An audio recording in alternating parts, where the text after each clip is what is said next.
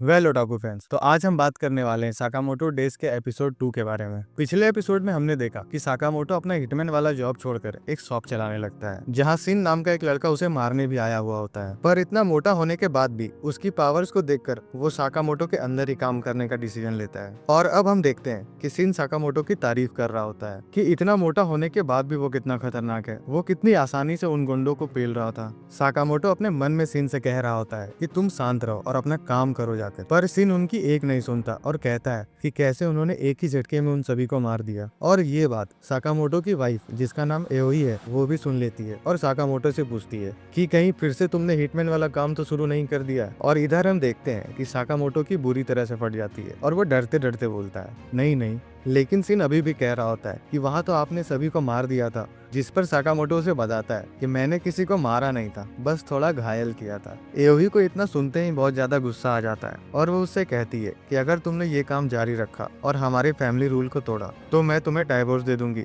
जिसे सुनकर साकामोटो के पसीने छूटने लग जाते हैं।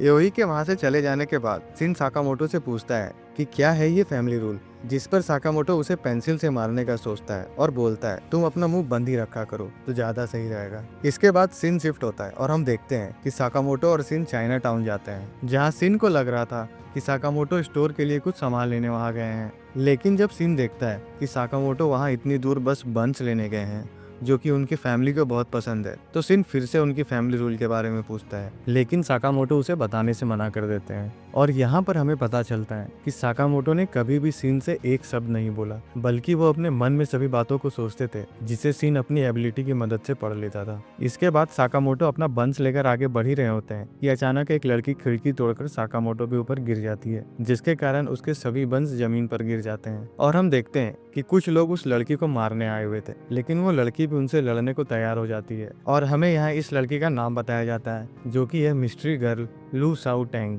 इधर सिन साकामोटो से कहता है कि हमें यहाँ से जल्दी निकलना चाहिए, लेकिन हमारा साकामोटो अभी भी अपने खराब हो गए बंस को देख रहा होता है। वो सभी गुंडे अब लू पर हमला कर देते हैं, लेकिन लू अकेले ही उन सभी को पीट देती है। सिन उस लड़की को लड़ते हुए देखकर ऑब्जर्व कर रहा होता है और वो कहता है कि ये तो ताइची मार्शल आर्ट्स का यूज कर रही है। तभी एक गंजा आदमी लू को पीछे से पकड़ लेता है और बाकी के उसके सभी साथी उसे चाकू मारने आगे बढ़ते हैं, लेकिन साकामोटो एक चमचे की मदद से उनके चाकू को तोड़ देता है और उसे एक ही मुक्के में बेहोश कर देता है। इधर सिन भी पीछे से उस टकले आदमी के सर पर एक पत्थर मारता है, जिसके कारण वो वहीं बेहोश हो जाता है और एक आदमी को तो लू अकेले ही निपटा देती है। तभी पीछे से बाकी के सभी गैंग मेंबर्स आ जाते हैं और उन सभी को लगता है कि लू के साथ वो दोनों जो हैं वो उसके गैंग मेंबर्स हैं। साकामोटो जब उन सभी के हाथों में गन्स देखता है तो उस लड़के को उठाकर भागने लगता है, जिसे वो गुंडे पकड़ नहीं पाते और अपने बॉस के पास जाकर बोलते हैं कि वो लड़की तो भाग गई और उस लड़की के साथ उसके दो साथी भी थे जो उसकी मदद कर रहे थे। जिस पर उसका बॉस कहता है कि उस लड़की के चक्कर में हमने उसके पूरे क्लैन को मार दिया और तुम लोग मुझे यहाँ बता रहे हो कि वो लड़की भाग गई। जिसके बाद वो आदमी अपने बॉस से माफी मांग ही रहा होता है कि तभी पीछे से एक आदमी आता है और उसकी गर्दन काट देता है और अपने भाई से कहता है ये देखो, ये अभी भी सांस लेने की कोशिश कर रहा है। और हमें यहाँ ये पता चलता है कि ये दोनों भाई है, जिसका नाम सोनी और बाचो है और दोनों ही एक खतरनाक सीरियल किलर हैं। बॉस उन दोनों को कहता है कि उस लड़की के पास एक चाबी है, जिसके कारण हम पूरे ब्लैक मार्केट में राज कर सकते हैं। तो चाहे कुछ भी हो जाए,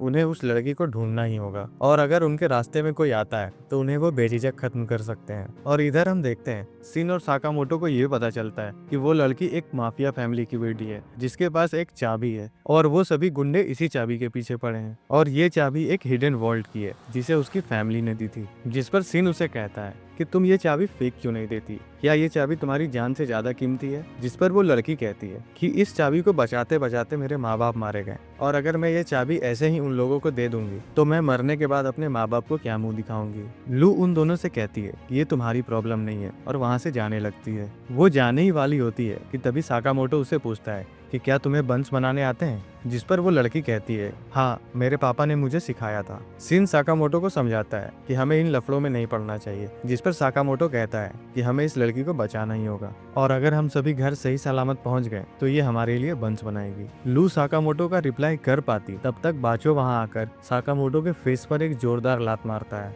जिसके कारण वो एक बिल्डिंग में जाकर गिरता है। लू सिन से कहती है कि ये दोनों जुड़वा भाई है और बहुत ही खतरनाक हिटमैन है। ये दोनों जुड़वा भाई बहुत ज्यादा पैसे चार्ज करते हैं, लेकिन तभी अपने टारगेट को जिंदा नहीं छोड़ते। ये दोनों सीरियल किलर हैं जिन्हें लोगों को मारने में बहुत ही ज्यादा मजा आता है। ये दोनों भाई साइको से कम नहीं, क्योंकि अपने टारगेट का वो सर काट कर उसकी स्केचिंग बनाना पसंद करते हैं। उनकी इतनी तारीफ सुन बाचो कहता है कि लगता है अब हम फेमस हो गए। लेकिन तभी सोनी कहता है कि हम लोग हिटमैन हैं, हमारे बारे में लोग जितना कम जाने उतना हमारे लिए अच्छा है। इतने में ही सिन सोनी को मारने आता है और सोनी उसका हाथ पकड़ लेता है और उससे कहता है कहीं तुम गुस्सा तो नहीं, हमने तुम्हारे पार्टनर को मार डाला। जिस पर सिन कहता है तुम्हें लगता है वो इतनी आसानी से मर गया होगा? मुझे तो ऐसा लग रहा है जैसे तुम लोग कोई सड़क चाप हिटमैन हो जिसे साकामोटो के बारे में नहीं पता। तभी बाचो लू को मारने ही वाला होता है। इतने में साकामोटो पीछे से आकर एक जोरदार मुक्का मारता है जिसके कारण वहाँ की छत टूट जाती है। सभी लोग नीचे वाले फ्लोर में आकर गिरते हैं। तभी सोनी पूछता है कि तुम हो कौन? जिस पर साकामोटो कहता है राजमा के बंस भी टेस्टी लगेंगे। छत तोड़कर ये सभी एक किचन में आ गए थे। तभी सोनी लू से कहता है कि तुम अपनी चाबी मुझे दे दो तो मैं तुम्हें आसान मौत दूंगा। जिस पर लू कहती है ये उसके पेरेंट्स की आखिरी निशानी है तो उसके बारे में तो वो भूल ही जाए। तब सोनी कहता है कि तुम्हारे पेरेंट्स ने भी यही कहा था जब हमने उन्हें मारा था। इतना सुनते ही लू खुद को कंट्रोल नहीं कर पाती और उनके ओर अटैक करने पड़ जाती है। तभी साकामोटो उसे पीछे फेंक देता है और सिन उसे समझाता है कि उसे गुस्से में फैसले नहीं लेना चाहिए, क्योंकि गुस्से में उठाया गया कदम हमेशा ही गलत साबित होता है। लू उन्हें बताती है कि उस वॉल्ट में उनके परिवार का सब कुछ है और इन गुंडों ने उसी कीमती चीजों के लिए इसके परिवार को मार दिया। इधर सोने ली की ओर एक चाकू फेंकता है जिसे साकामोटो अपने हाथों से ही पकड़ लेता है। फिर सोने साकामोटो से कहता है तुम हमारे काम में टांग मत अड़ाओ वरना मैं तुम्हें भी मार दूंगा। और इधर बेचारी लू ये समझ नहीं पा रही थी कि आखिर साकामोटो उसकी जान बचाने के लिए अपनी जान को खतरे में क्यों डाल रहा है। इसके बाद हमें एक फ्लैशबैक दिखाया जाता है जहाँ साकामोटो एओई के लिए क्रिसमस पर गिफ्ट लाया था, लेकिन साकामोटो के फेस पर ब्लड लगे होने के कारण एओई समझ जाती है कि वो किसी को मार कर आ रहा है। एओई उससे कहती है कि उसे दूसरों की खून की कमाई वाला गिफ्ट नहीं चाहिए और बोलने लग जाती है कि अगर वो दूसरों को मारने का काम नहीं छोड़ेगा तो वो दोनों साथ में भी नहीं रह सकते हैं, और एक रेलिंग से नीचे कूद जाती है जिसे देख साकामोटो भी उस रेलिंग से कूद जाता है और हवा में ही एओई को पकड़ लेता है। वो दोनों नीचे बर्फ पे गिरते हैं जिनके कारण उसे कोई चोट नहीं आती और उनकी जान बच जाती है। फिर एओई उसे समझाते हुए कहती है कि अगर वो मर जाती तो साकामोटो उसे मिस करता, इसलिए साकामोटो भी उसके लिए कूद गया और इसी फीलिंग को प्यार कहते हैं। एओई साकामोटो से प्रॉमिस करवा लेती है कि अब वो किसी को नहीं मारेगा और यही उसकी फैमिली का रूल होगा। अब तक उसने जितने लोगों को मार कर पाप किया है अब से सभी लोगों की जान बचाएगा ताकि उसका पाप धुल सके।